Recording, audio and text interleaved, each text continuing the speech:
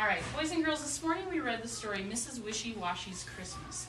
And what I want to do with this story next is to put it into something called Reader's Theater. And I've written 3 questions on the poster board about Reader's Theater.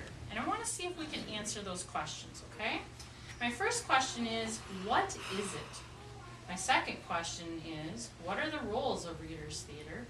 And number 3, what can we learn by doing Reader's Theater? Okay? So first of all, I'd like to know what you know about Reader's Theater. What do you think it is? I have some ideas of what it is, but tell me in your words what you think it might be. Aiden. A play. Okay. Any other suggestions? Any thoughts? Allison. A performance. A performance. Ooh. Sounds interesting. What do you think, Adriana?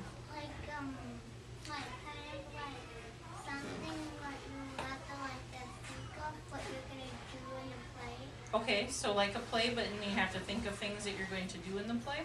Like what you're gonna say. What you're going to say. Like you have to like think. You have to but you can't have no readers in the play.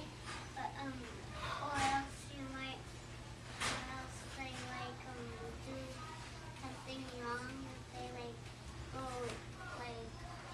they do something backwards. Okay. You have to untop them. So it sounds like there might be some decisions to make in Reader's Theater. All right, let's see what Mary thinks.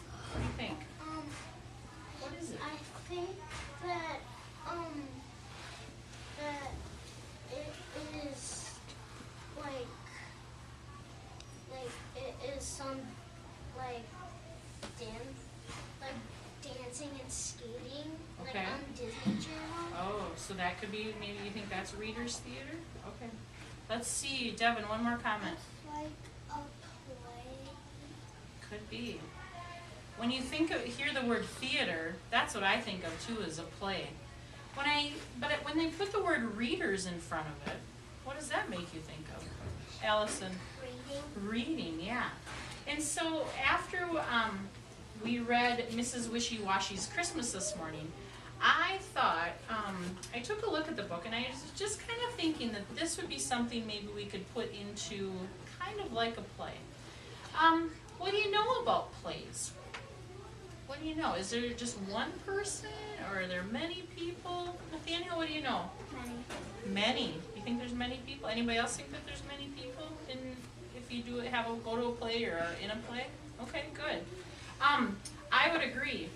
When we read this morning, who was one of the characters? Mrs. Wishy-Washy. Mrs. Wishy-Washy. Who are some other of the characters? Austin. Piggy. The pig. K. Marie. Cow. The cow. Julie. The duck. The duck. And so those were the 4 characters that we saw in there. Now when we do Reader's Theater, we would have those 4 characters, and we would also add a 5th character. The dispatcher. Somebody who would read Millie. some of the text too. Who might think they know? Avery. Narrator. The narrator. And the narrator kind of reads the part that the animals wouldn't read. In Reader's Theater, we have different roles, and being a character is one of those roles. So you've mentioned those 4 key people, 1 person and 3 animals in the story. And we've also come up with the role of a narrator. The narrator is going to, like I said, read the pieces of the story that do not have quotation marks around them, or it's nothing that the animals say.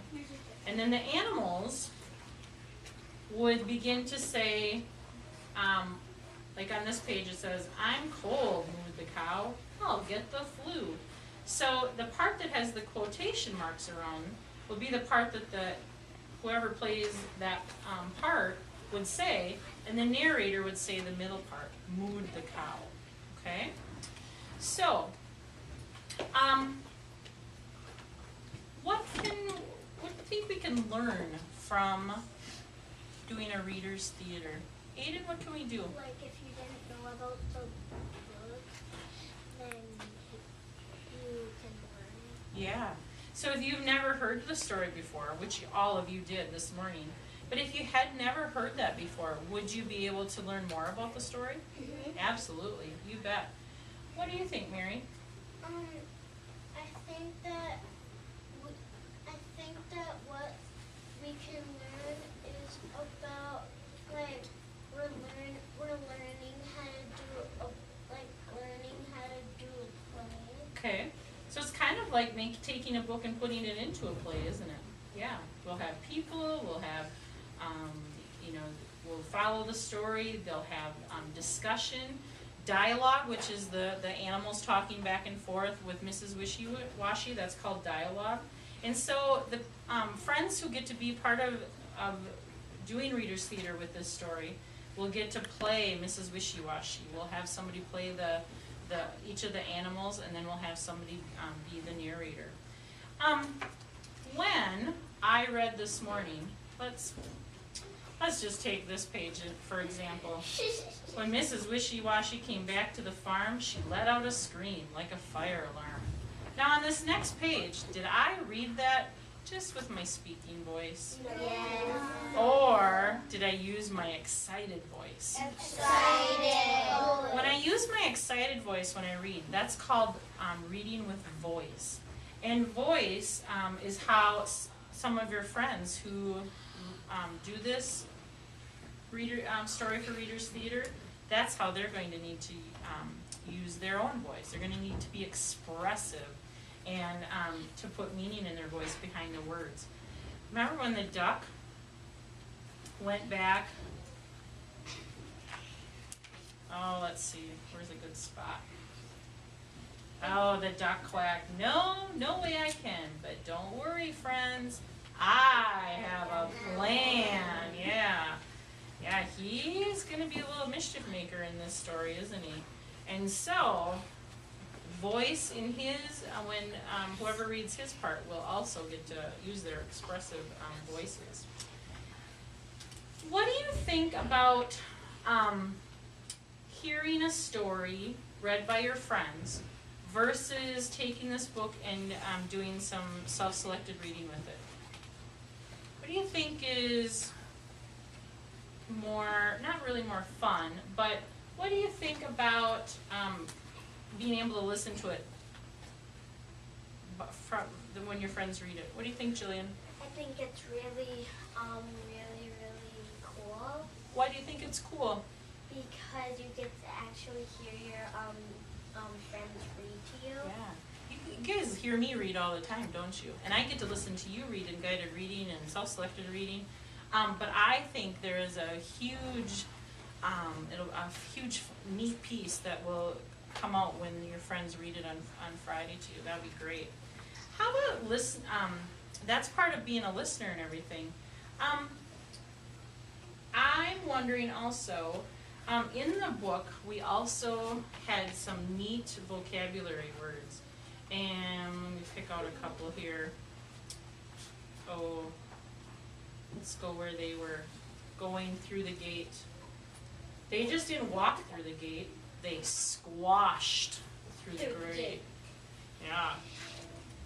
And on this page, they didn't just walk through the door. They squished through the door. Because they all went inside together. Yeah.